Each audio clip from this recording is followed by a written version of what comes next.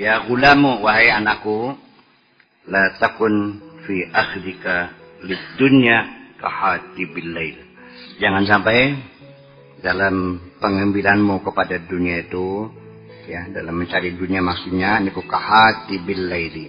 Seperti kita berapi unggun di malam hari. Ma yadri ma yaqa'u biyadihi, tidak tahu ya apa yang terjadi di tangannya. Ya, bermain api unggun, gotong-gotong kayu, nggak tahu anak labang, anak segala macam, manakala cengking dari semak-semak belukar.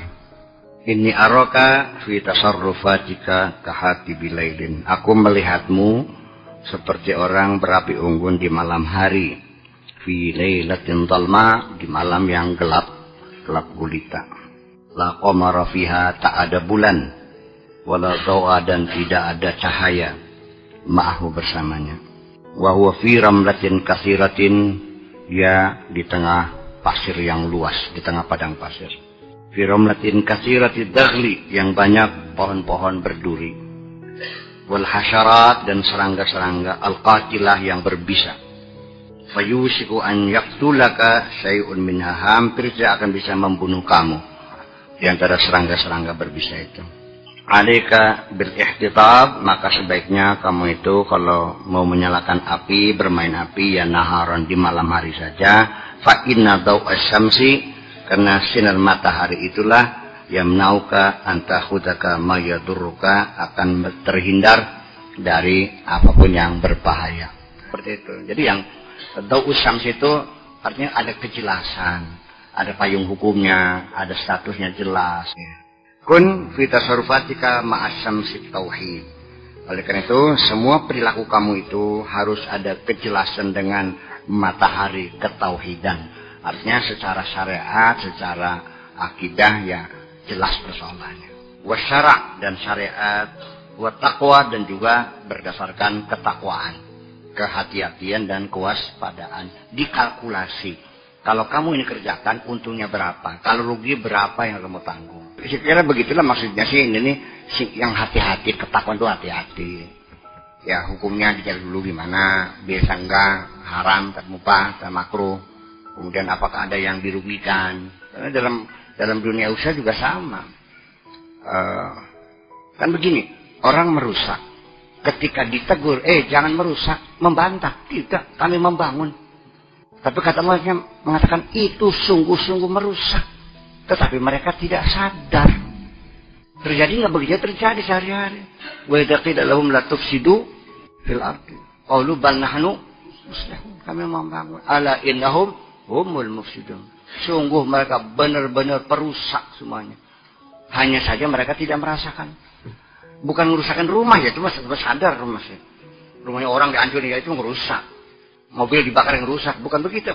Seseorang itu membangun, memang membangun menurut pikiran dia, tapi sisi perusakannya lebih mahal daripada keuntungan yang dia peroleh. Dihitung amdalnya, berapa kerugiannya. Karena gara kamu bikin di sini, akhirnya menimbulkan kota ini kebanjiran semuanya. Berapa harganya? Ya kan begitu. Berapa yang mati? Gara-gara bikin pendulangan emas di sana akhirnya merkurinya tercemar ke sungai-sungai. Akhirnya sedesa orang lidahnya kena kanker semua. Itu gimana sih? Kami membangun apa? Tampak sih dan bangun-bangun apa? Ya kerugian pasti tidak bisa dihindari. Kerugian selalu ada. Setiap pembangunan itu ada dampak negatifnya ada. Tinggal kita perhitungkan. Untungnya 95, perusakannya 5%. Oke jalan tuh nggak apa-apa. Syukur-syukur ya 0. Kan gitu. Tapi kalau hanya 5% masih bisa ditolerir. Keurup lah gitu. Ya. Membuka lapangan kerja, akhirnya lumayan lah di desa itu 500 orang terserap tenaganya, kan lumayan. Tapi nanti melakukan kemacetan ya, masih bisa duduk kemudian lah, nanti jalannya diperlebar, kan seperti itulah kira-kira. Itulah seperti itu. Jadi ya, sing hati-hati, luru dunia sing hati-hati. Luru akhirat, mudah bisa. Kalau perjalanan akhirat, semuanya dalam pemahaman, dalam imajinasimu. Betul nggak kira-kira gitu? Iya. Ya iya, dikiranya apa? Rasanya mulus-mulus saja, asyik dengan ibadahnya. Dikiranya dialah yang paling-paling. Ya, kan terjadi.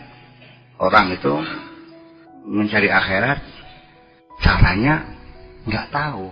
Proyek-proyek akhirat yang jelas itu nilainya besar sekali, membimbing umat, membuka lapangan kerja, meningkatkan IPM, indeks pembangunan manusia, mencerdaskan kesehatan, pendidikan, keamanan, stabilitas, kemakmuran, supremasi hukum. Ya kan gitu. Oh, kerja siang malam. Ada orang yang perangsanya ada yang lebih hebat dari itu. Cerdas be, ngadap muluan, kada gede. Hilang. Jadi mungkin aku lebih hebat ibadahnya. Karena aku selalu dalam masjid. Kan? Iya kan? Perangsanya iya. Yang jelas ya khairukum anfa'ukum linnas.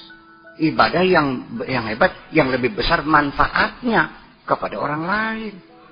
Kalau itu untuk dirimu sendiri. Ya saya juga mengatakan ya ibadah, tapi untuk dirimu sendiri. Ya kan begitu. Ya soalnya bukan apa-apa sih. Ya memang nggak pakai modal sih. Tadi sembahyang kan akan modalnya ya.